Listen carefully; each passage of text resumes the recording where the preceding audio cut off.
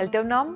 Ángel Llopis, D'on eres? de So de Ferrer. A veure què hi ha dins d'eixa caixa. Es un set de tatuar de los años 30. Dio la casualidad que en el 58, tras la riada del 57, se llevó el puente del río de Sot y vino el señor este, un tal Antonio, que era andaluz. Hizo amistad con un tío que vive aún. Amb el teu tio, que es diu? Del tío Pepe Pitorro. Pepe Pitorro? Pepe Pitorro, ahí estamos. No vaig a preguntar-te per què eixe mal nom, però me l'imagine. No, un buen nombre. Una tarde-noche se pusieron contentillos Ja. y le Van hizo... alçar el pitorro. Ahí estamos. Ja.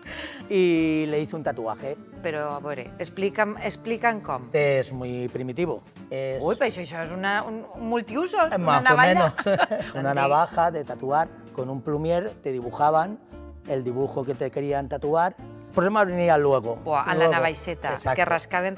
Pinchaban piel y carne. Ay, Eso ay, mi tío ay, me ay. contaba que de hecho no notó el dolor porque iba tan contentico que no notó el dolor. Això era l'anestèsia. El día siguiente, cuando le hicieron el tatuaje, mi abuela fue a llamarlo y llevaba todo el pecho ensangrentado y todas las sábanas llenas Ay, de ay, sangre. ay, Y mi ay, abuela ay. Josefa salió a la calle y mataba a mi chiquico. Él vive, tiene 87 años.